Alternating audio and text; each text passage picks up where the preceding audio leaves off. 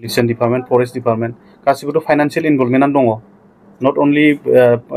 relief रिहेबिलिटेसनखौथ' जोंनो Indian कन्स्टिटिउसनावनो होखादों बेखौ जोंनो बिटिसिआव मा हरदों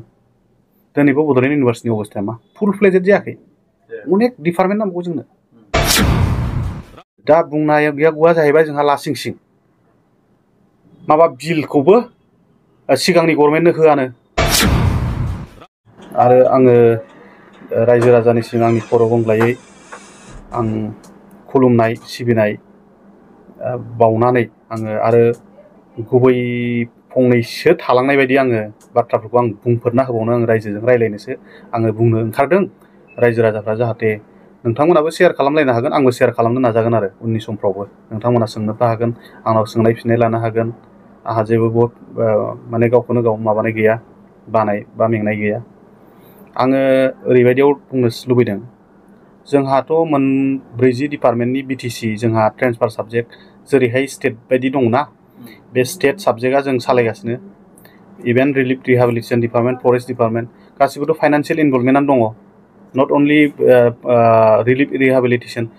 रिहेबिलिटेसनखौथ' जोंनो इन्डियान कन्स्टिटिउसनावनो होखादों बेखौहाय खिन्थु आसाम गभर्नमेन्टआ होआखै दा बेखौ दोनथ'बाय दा गुबै बाथ्राया जाहैबाय जोंनि बाजेट प्रभिजनआ मा रोखोमनि बिटिसि बाजेट प्रभिजनआ जोंना बाजेट हिसाबै जोङो एसअपिडि बेसिकेलि जोंनि मेइन माबाया जाहैबाय एसअपिडिजों जोङो एसअपिडि जोंनो हरो थाखा हरो बे जोंनि मोनखानांगौ जोंनि फैसाखौसो हरो आरो बुंनो थाङोबा सेन्टारनिफ्राय बे बुस्थुआ स्टेटनि जानानै हाबो बे बाथ्राया गुबै बाथ्राया बे आङो बेवहाय बुंनो लुबैदों जोंनि बिटिसि 4 जिल्ला दानि दिनाव 4 जिल्लायाव जों बेसेबां रां मोनो 700 सामथिं बा 800 सामथिं मोननाय जायो ना होमबा दा 800 क्रर खिन्थु आङो नैबे बाथ्राखौ आङो जाहाथे आंखौ गोरोन्थि दासान 700-800 क्रर बे थाखायाथ' बिराद बुरजा नुनायावथ' नाथाय मालाय गुबुन आसामनि माखासे गिदिर कन्ट्रेक्टरफोरनि थाखाय बिजनेसमेन इन्डास्ट्रियलिस्ट आसामावबो दङ आपार आसामाव थांबा नुगोन सासेयानो बिनि बांसिन थाखानि मालिक दं आरो लासिं सिं आरो जोङो 800 क्ररनि थाखाय जोङो गावजों गाव ओरैबायदि नाख्रेबलायो ओरैबायदि सुसिलायो ना होमबा जोंहा फाला बदल जोंनि जिखिनि मोनखानांगौ बे थाखा जोंनिसो थाखा बियो बेखौनो जोंखौ आसामनिफ्राय कन्ट्रल खालामनो नाजाबाय थायो आंनाव रिपर्ट दं माखासे जाहाथे बेखौबो नोंथांमोना दानि प्रेजेन्ट गभर्नमेन्टआ मोजां इउटिलाइज खालाम नङा होमबा मोजां इउटिलाइज खालामनानै गोहोखौ गोरा हिसाबै दाद गोसो लानानै माव फरवार्ड जा माबानांगौ गैया खिन्थु आं बुंनो नागिरदों जोंनो सम माने गुवाहाटि बायदियाव गिदिर ब्रिज बानायगासिनो दङ फ्लाइअभार बानायगासिनो दङ फ्लाइअभार गंनैसो अबेबा बायदिया गंसे खावसे अबेबा बायदिया गंसे ना होमबा 400 प्लासनि 500 प्लास क्ररनि ब्रिज बानायगासिनो दङ जोंनो बिटिसिआव मा हरदों दिनैबो बड'लेण्ड इउनिभार्सिटिनि अबस्थाया मा फुल फ्लेजेड जायाखै अनेक डिपार्टमेन्ट नांगौ जोंनो डिसेबोलनि थाखाय नांगौ जोंनो ना होमबा डिपार्टमेन्ट दङना गैयामोन आं थांनाय समाव बै समाव आं बेरायहैनाय समाव दा अनेक मोजां डिपार्टमेन्ट नांगौ ना होमबा बेफोरबायदि आरो दा बुंनाया गैया जाहैबाय जोंहा लासिं सिं माबा बिलखौबो सिगांनि गभर्नमेन्टनो होआनो ना होमबा सिगांनि गभर्नमेन्टनि कन्ट्रेक्टरफोरनो होआ सिगांनि गभर्नमेन्टनि कन्ट्रेक्टरफोरनो होयि बेफोर बोरै फैनांगौ जाखो लायबिलिटियाथ' नोंसोरसो थाखाखौथ' नोंसोरसो बाहायहोदों थिकादारफोरनो एडमिनिस्ट्रेटिभ एप्रुभेल होनानै टेकनिकेल सेंसन होनानै वार्क अर्डार होदों बिथांमोननो खामानि माव होननानै बिलखौथ' नोंसोरनिसो लायबिलिटिया अलरेडि गभर्नमेन्टआसो दाहार जानानै दङ थिकादारफोरनिफ्राय आरो सोर बर' बेयावथ' जोंनि हारिनियानो बांसिन बर'फ्रानो बांसिन थिकादार दा बै थिकादारफोरनि अबस्था सम आंनाव फन हरो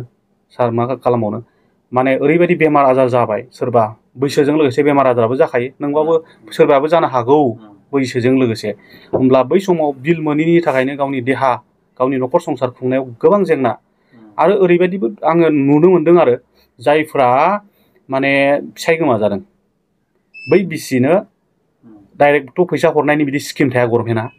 दा बेखायनो माबा मोनसे डेभेलपमेन्टेल खामानियाव इनभल्भ जानानैनो एसे रां खामायनो हायो खोमा होननानै बे रोखोमनिबो स्किम होनाय दङ आरो दा बैसोरबो बिलखौलाय मोनाखै आरो गोबाङानो बे रोखोमनि थासारि दा बेयावबो सालिजारि नायनानै आंथ' मा साजेसनथ' नङा बियो बेथ' एखेबारे माने दुखुनांथाव आरो सिगांनो होआ उननिखौ दानिखौसो होगोन रानलायनानै माबा मोनसेथ' मिमांसानि गेजेरजों जों हारिजों हारि खौसेथिनि खोथाथ' फैनांगौ बे आरो गुबै बाथ्राया बे आरो जे बेफोरबायदि जाहाथे जाया फैसायानो मा बेसेबां मोनो सोरबा सासे गिदिर इन्डास्ट्रियेलिस्टनि थाखायथ' फैसायानो बेखिनियालाय मा ना होमबा बेखिनि थाखाया दा बेखायनो अनलायनाय जेरै आबसुनि टिम मेथाइ दं नङा होमबा बिराद मंगलसिं जोंनि मानाव गेदेर पद्मश्री ना होमबा मंगलसिं हाज'वारिनि लिरनाय देंखो फुङाव फुंनि आर'ज गाबो बेफोरबायदि आर'ज गाबनायल'जोंथ' गाबनाय बायदिनो जोंनि गोसोआवबो बे रोखोमनि आर'जआ गोसो सिङाव थाबाय थानांगोन अन्तरात्मायाव थाबाय थानांगोन आरो होमबासो जोंनि हारिनि गेजेराव मुगैलायनाय गेदेरफोरखौ एखेबारे मान होनो बानाय बेफोरखौ जों ज्राब गारनांगोन मान होलायनांगोन मानाव गेदेर जोंनि बारग' गभर्नर रन्जित शेखर मुसाहारि नंखाय बाखायफ्रानो क्रिटिसिजम खालामो इलेक्सन गेलेदों मा गेलेदों बिसोरनि अबदाना बेसेबां लेभेलनि हारियावबो गासैयावबो जोंनो मान मर्यादा सनमान जाथियाव गोग्गानाय लाबोयो नोंसोरबो लाबोनो नाजा बिसोरबायदि गोग्गानाय जाथियाव लाबोनो हागोन नामा हरिशंकर ब्रह्ममोननि बायदि गोग्गानाय लाबोनो हागोन नामा जाथियाव बिसोरथ' भारतनिनो सम्पद भारतनि सम्पद बिसोरो भारतनि सम्पद माने बर' हारिनि सम्पद बे आरो बे बुस्थुखौ जोङो नोजोर बोनानै जाथिनि खाथिराव हारिनि खाथिराव मुंख्लंफोरनि खाथिराव जोङो अनसायलायनाय सिबिलायनाय गावजों गाव अनलायनाय बेखौ जोङो माब्लाबाबो राजनैतिक भाबै खैसाराव गोलैनानै जोंखौ दुरबल दा खालामथों आं बेखौ इसोरनि खाथियाव आर'ज गाबबाय जै बर' हारिनि